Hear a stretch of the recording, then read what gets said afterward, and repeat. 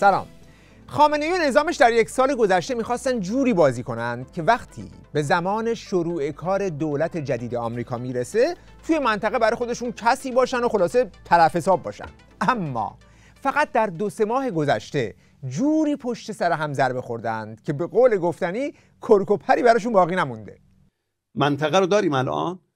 نفوذ منطقه، اگه ما نگفتیم هلال شیعه، اگر نگفتن فرماندهان ارشد ما در نیروهای مسلح، چه ما در 4 پایتخت کشور معنا داریم، اگر آقای سلیمانی نیامد گفتش آقای ترامپ قمارباز من حریف شمام، و اگر آقای سلامی نگفت کرک پرتون رو میریزیم. بله. الان وعده صادق 3 چی شد در منطقه؟ بعد فقط شکست‌های منطقه‌ای و از دست دادن لبنان و سوریه و اینا که نیست، توی داخل هم قیمت دلار و اوضاع اقتصادی بدتر از همیشه است. از نظر اقتصادی وضعمون اصلا خوب نیست. بیکاری‌ها زیاده، تورم بالاست، جمعیت زیر فقر داره افزایش پیدا میکنه، مهاجرت لجام گسیخته تحصیل کرده ها رو داریم، کاهش سرمایه اجتماعی رو داریم، مقابله مردم با برخی از تصمیمات حاکمیت مثل حجاب و عفاف اون که مجبور شد متوقف بشه، ناترازی‌های مختلفی داریم مثل ناترازی بودجه، ناترازی صندوق‌های بازنشستگی، ناترازی گاز، برق، گازوئیل، بنزین، آب، مسئله محیط زیست، تحریم‌های اولیه و ثانویه، عدم وجود ارتباط بانکی با خارج، تضعیف نیروهای همراه در منطقه، حزب الله بوده، حماس بوده، اینا تضعیف شدن، درش شکی نیست. شرایطش خوب نیست. حالا تو این وضعیت درب و داغون، خامنه‌ای که سر دوراهی معروف مرگ یا خودکشی از ترس مرگ گیر کرده و مونده که چطوری این شرایط خطرناک رو از سر بگذرونه، پزشکیان یا همون نوکر بی اختیارش رو فرستاده تا در مصاحبه با یک رسانه خارجی هم ژست قدرت بگیره هم ژست مذاکره. در نتیجه این صحنه‌های مضحک تولید شده. If we can talk once more about the nuclear deal. آیا ایران مایل هستش تا گفتگوهای مستقیمی رو با ایالات متحده در آینده انجام بده؟ این گفتگو که قبلا هم بود، ما همیشه آماده گفتگو بودیم. آنچه که ما ازش نگرانیم و تا حالا ثابت شده که این گفتگوها نتیجه نداده، یه عمری داریم گفتگو میکنیم، ما عمل میکنیم، طرف مقابل دوباره یه فشار دیگه میاره. اگر این اطمینان برای رهبر عزیز انقلاب ما به وجود بیاد که آنچه را که قرار گفتگو کنیم عمل خواهیم کرد، ما هیچ وقت از گفتگو فرار نکردیم. گفتگو با آمریکا همیشه بوده؟ مطمئنی؟ حتی با همین دولت جدید آمریکا؟ میدونی که این دولت جدید 4 سال پیش هم یه دوره سرکار بود دیگه. اون موقع حرفای دیگه نمیگفتید؟ مذاکره با آمریکا را امام هم ممنوع اعلام کردن، بنده هم ممنوع اعلام کردن. امام فرمودن تا وقتی آدم نشه آمریکا ما مذاکره نمی کنیم. آدم نشه یعنی چه؟ یعنی تا وقتی که از اسرائیل حمایت میکنه، از نیروهای شرآفرین منطقه حمایت میکنه، ما هم همینه میگیم. حالا اگر چنانچه یه وقتی هم در فرض محال قرار بود دولت جمهوری اسلامی با رژیم آمریکا مذاکره هم بکنه، با این دولت کنونی آمریکا هرگز مذاکره نمیکنه. ترامپ 3 سال جنگ اقتصادی رو بر ما تحمیل کرد. او هم تو هفته‌های آینده سرنگون میشه، نه از حکومت، اصلا از زندگی. یک آدم بی‌آبرویی در تاریخ خواهد بود. امروز میبینیم که مردم ایران در برابر جنگ اقتصادی و تروریسم اقتصادی ترامپ مقابله کردند و آنها که بر علیه این ملت جنگ به پا کردند در نهایت بر علیه ملت خودشان هم جنگ به پا کردند و پس از اون به زباله‌دان تاریخ رفتند. این شاید بهترین درس برای آیندگان باشه. علیکم السلام. احتمالاً این صحبت‌ها رو پزشکان توی مصاحبهش نمیخواسته به خاطر بیاره، ولی خب مجری خارجی که ظاهراً از این حرفا مطلع هست به این سادگی‌ها راضی نمیشه و چند تا سوال دیگه میپرسه. U.S. believes with Iran's plan to assassinate Donald Trump. اصلا این هم باز همون نقشه‌ای است که اسرائیل و خارجی‌ها برای ایران هراسی دارن درست میکنن. هیچ ایرانی در این رابطه نبوده. افرادی رو که اینا پیدا کردن هیچ نقش یا ارتباطی بین ایران و اونا وجود نداشته. ایران هیچ وقت به دنبال ترور هیچ کسی نبوده و نیست. You're saying there was never an Iranian plot to kill Donald Trump. به هیچ وجه. خوبه که وقتی یکی میخواد بیاد مصاحبه کنه از جانب رهبر نظام پیام بده به طرف مقابل، قبلش نگاهی به سایت khamenei.ir بندازه که ببینه چه نماهنگ‌هایی اونجا وجود داره. کار سختی هم نیست. یه سرچ سلیمانی بزنی درجا میاد بالا. کلیپ های زیادی در این رابطه همین الان توی سایت خامنه‌ای وجود داره. از قاتل سلیمانی و آمر به قتل سلیمانی باید انتقامشون پس بدن. اون به جای خودش محفوظه، اگرچه به گفته یک عزیزی سر قاتل رو هم بره یک کفش سلیمانی هم نمیشه، اما بالاخره بایستی غلطی کردن با انتقام پس بدن، هم آمر هم قاتل بدانن که در هر زمان ممکن، هر وقت ممکن شد ما اینو باید انتقامشون رو پس بدن در هر زمان ممکن. ما انشالله بتونیم ترامپ رو بکشیم، پومپئو رو، همین مکنزی و این فرماندهان نظامی که این دستور رو دادن اونا باید کشته بشن. البته پزشکان حتما وقت نکرده که این کلیپ ها رو قبلش ببینه، حتما ندیده. در نتیجه توی مصاحبهش بازم از این صحنه‌های مضحک خلق کرد. من همونجوری که گفتم ما مشکلی در گفتگو نداریم. ما آماده گفتم، ما از گفتگو، ما اصلا دنبال سلاح هسته‌ای نیستیم. وقتی میگیم نیستیم به چه زبانی، به چه روشی باید بگیم نیستیم؟ و اینا هی دارن تلاش میکنن بگن نه این مستندات هست و سندسازی کنند و بحث بکنند. خیال کرده هنوز جایی برای دوگانه‌گویی و فیلم اومدن برای فرار از بدبختی‌های نظام هست. خب اگر راست میگی بگو بیان همه جا رو بازدید کنن دیگه. برای چی 60% غنی سازی کردی؟ آخه بالاخره قسم حضرت عباس رو باور کنیم یا این دم خروس رو؟ تلك السياسة أي تغيير العقيدة النووية ما زالت مطروحة. في حال تعرضت إيران لتهديد وجودي فإننا سوف نغير سياسة عقيدتنا النووية. هذا الأمر لا زال مطروحا. نحن الآن نملك القدرات الفنية اللازمة لإنتاج السلاح النووي وليس لدينا مشكلة في ذلك. پس اگر از همه سوتی‌های پزشکیان در این مسابقه بگذریم، در یک کلام این که چی شده که الان دنبال این پرت و پلاگویی افتاده، علت اینه که بادی توی بادکنک ادعاهای خامنه‌ای نمونده.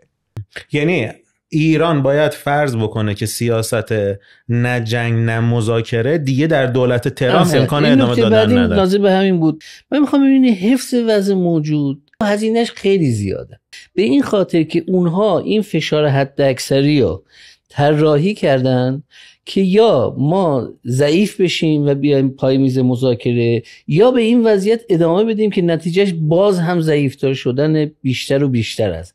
یعنی مشکلات تداوم مشکلات داخلی اقتصادی، شکاف‌های سیاسی و غیره و غیره.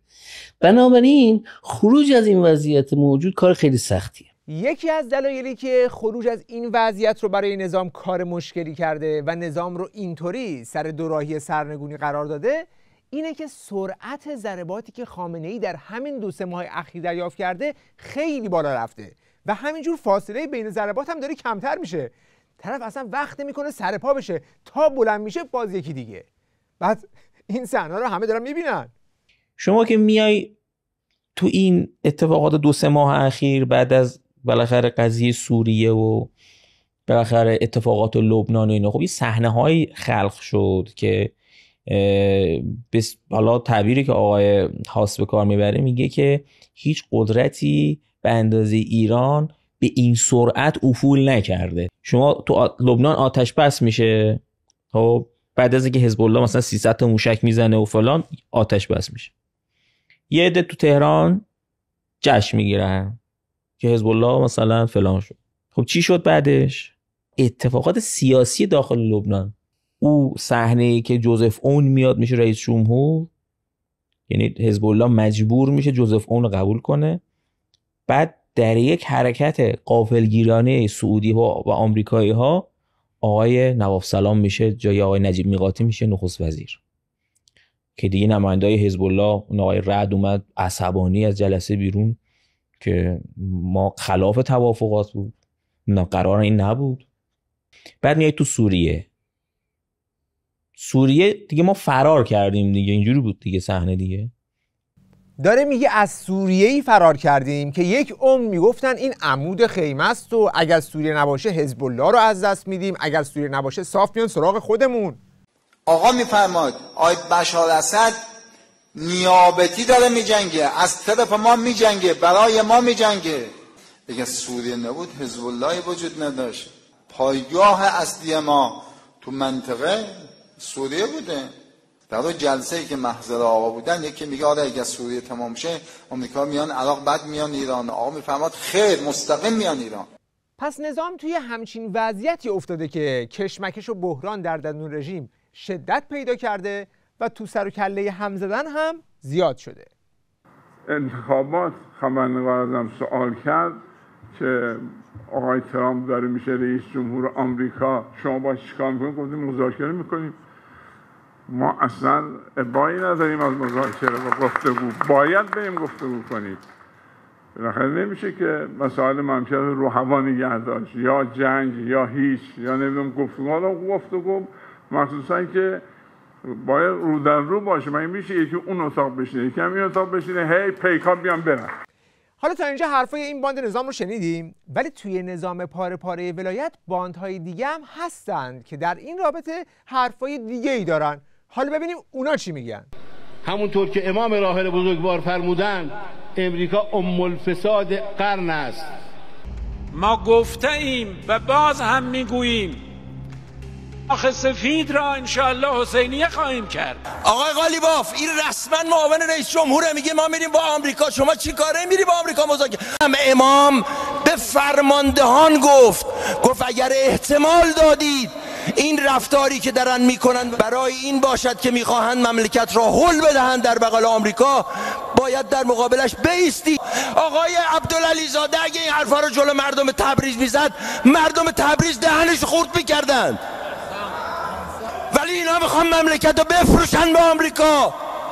اون ظریفشه، این عبدالعلی زادشه، اون یه دیگری. آقای قالیباف تو جلودار مایی، تو فرمانده مایی، ما امیدمون به توه، بیست جلو اینا. اینجور که به نظر میاد کاسبان تحریم و کاسبان مذاکره بد جور به جونم افتادن. تو کشور ما این دوگانه وجود داره، یه عده کاسب تحریمن، یه عده کاسب مذاکرهن. بچه مشترک این باندا و دار و دسته ها اینه که هر دو طرف اهل کاسبی از جیب ملتن، البته همراه با سرکوب شدید. حالا یه سری با تحریم، یه سری با ژست مذاکره. کاسبان تحریم یعنی اونهایی که مخالف مذاکره هستند، یکی از حرفای اصلیشون اینه که از مذاکره تا به حال چیزی گیرمون نیومده و گیرمون نخواهد اومد. ببینید الان یک به اصطلاح حرکتی پیدا شده، نشانگر اینه که ما به زودی میخوایم با آمریکا مذاکره کنیم. صحبت سر این است که این مذاکره به چه امیدی هست. معتقدن امید این است که ما مسئله دل آقای ترامپ رو به دست بیاریم و بتونیم مسئله تحریم ها رو مثلا 50% گشایش بدیم. من به نظرم این امکان پذیر نیست، علائمی رو نشون نمیده. اولا این ترامپ که یک جانی درجه یکی از این جنایتی که در حق ملت ما کرده قابل پیگرد همه جوره است. این ذوق زدگی ما در مذاکره با آمریکا محاسبه آمریکا رو در مورد ما به اشتباه میندازه. حتی اگر ما میخوایم با آمریکا مذاکره کنیم با یک دوره وسیع بی‌اعتنایی داشته باشیم، نشون بدیم کارامون رو بدون آمریکا داریم جلو میبریم. حالا یه مشکل دیگه کاسبان تحریم اینه که از مذاکرات قبلی و برجامینا اصلاً خاطره خوبی ندارن. یعنی میگن اگر بریم توی این مذاکرات کل حکومت رو باید بدیم دم برق. 27 دی ماه 1394 بعد از اینکه برجام اجرایی شد، یعنی بعد از اینکه ما تعهداتمون رو همه رو انجام دادیم، رسید به نوبت اجرای تعهدات آمریکا، یه اطلاعیه 44 صفحه‌ای گذاشتن رو سایتشون، گفتن که در واقع اجرای برجام و رفع تحریم ها انجام میشد منتها به شروطی. شرط چی بود؟ شرطش این بود که ما تحریم ها رو برمی‌داریم، بله ایران نفت بفروشد، اما همه تحریم ها رو ما بر نداشتیم. 178 شخصیت حقیقی و حقوقی ایرانی در لیست SDN آمریکا Specially Designated Nationals یعنی تحریم هستن هنوز. ما باید مطمئن بشیم که در واقع پول نفت، پول هر نوع صادراتی، روابط ارزی که ایران برقرار میکنه با خارج از کشور دست این نهادها نمیرسه. اینا تحریمش سر جاشه و اینا نباید ذی‌نفع برداشتن تحریم باشن. حالا اینا کیان؟ صدا و سیمای شما هست، وزارت اطلاعات ما هست، وزارت دفاع ما هست. اجرای اون دستورالعمل‌های FATF و تحریم نهادهای داخلی شروع شد. بانک کشاورزی 8/3/96 نامه زده به شعبش، نوشته هنگام ارائه خدمات ارزی به مشتریانتون استعلام کنید که این کسی که دارش به خدمات میدید تحت تحریم سازمان ملل، وزارت خارجه آمریکا و وزارت خزانه‌داری آمریکا نباشه. دقت بفرمایید خود تحریمی کدومه؟ داخل امتداد تحریم‌های آمریکا به داخل کشور. اردیبهشت 97 آمریکا از برجام خارج شد. اون 178 تا الان شده 2000 تا. حدود 2000 تا شخصیت حقیقی و حقوقی ایرانی، تقریبا کل کشور، کل دولت، کل سیستم ما تحت تحریم آمریکاست. یعنی اینا دارن میگن اگر بریم توی مذاکره مستقیم حتی با خود ترامپ سر یک میز بشینی، تا کامل قالیمون رو جمع نکنن نمیتونیم از پشت اون میز بلند بشیم. خودشون میگن نگاه ما راهبرد مهار. راهبرد مهار یعنی محدود نگه داشتن ایران. وقتی من میخوام شما رو محدود نگه دارم، با قدرت ما کار داره، فقط با هسته‌ای که کار نداره. موشکی منطقه خودشون هم 100 بار گفته، حقوق بشر، همه چی، ته هم معلوم نیست اصلا کی داره نداره. میخوام تو رو، زور تو نمیتونم نظامی کم کنم، میخوام زور تو رو تو مذاکره برگردونم به عقب، رول بکت کنم. به قول اونا رول بک یعنی جمعت کنم، قالیت کنم، رو به عقب جمعت کنم. ما رو 4 لایه تحریم کردن، یه بار هسته‌ای، یه بار موشکی، یه بار منطقه‌ای، حالا هم حقوق بشر. هسته‌ای رو اگه بده کاملا، واقعی ها، نه مثل اوباما حرفشو بزن، واقعا تحریم‌های هسته‌ای رو برداره، هیچ اتفاقی میفته. چون لایه موشکی وجود داره، همون ایفکت و تأثیر رو میگذاره، اقتصاد تکون نمیخوره. بعد شما میگه آقا چرا؟ میگه خب بیا موشکی، میری خوری به پست لایه موشکی، موشکتو بده بره، تغییری نمیکنه. منطقه‌ای، منطقه رو بده بره، فرقی نمیکنه. میخوری به حقوق بشر، حقوق بشر رو بده بره، 4 لایه شد دیگه. کی تضمین کرده سر لیزر، سر نانو تکنولوژی و بسیاری چیزای دیگه؟ هیچ وقت تضمین نمیکنه. یعنی بهش میگه آقا بگو حد یقفت کجاست، نمیگه، هیچ وقت یک بار که تو رفتی تا تهش تو رو میبره. آخه تو برو تو مذاکره یه چیزی اگه قرار باشه گیرت بیاد، ولی وقتی چیزی گیرت نمیاد، یه چیزی هم دست میدی، وضع خرابتر میشه، کشور رو متوقف میکنی. پس در رابطه با مذاکره یا عدم مذاکره، ولی فقیه با یه همچین دوگانه سختی مواجهه که از هر طرف بخواد بره پاش میره رو میل. مشکل وقتی حادتر میشه که همین جایی هم که هست، یعنی توی وضعیت فعلی هم نمیتونه بمونه، چون نارضایتی عمومی به حدی رسیده که هر آن آماده انفجاره. انگار که آنتروپی کشور داره دوباره بالا میره و ممکنه تخلیه این سری تخلیه شبیه اتفاقات 1401 هم نباشه، تخلیه شدیدتری باشه. واقعیتش اینه که بخش زیادی از مردم ما شب که میخوان برگردن خونه خیلی انگیزه‌ای برای برگشتن خونه ندارن و در واقع هر کدومشون تبدیل شدن به در واقع شدن به بمب متحرک. یعنی هر لحظه ممکنه هر کدومشون منفجر بشن و یه اتفاق بدی بیفته. یکی از بستگان ما سوار یکی از این اتومبیل ها شده بود، تاکسی ها، گفته بود یه خبر بهتون بگم، خوشحال میشی؟ اوه چه خبر؟ گفته بود عید نوروز دیگه سر سفره 7 سین که میشینید این حکومت نیست. بله، تهدید اصلی برای نظام از کف خیابونه که این یکی دیگه قابل مذاکره نیست. وقت بخیر و خدا نگهدار.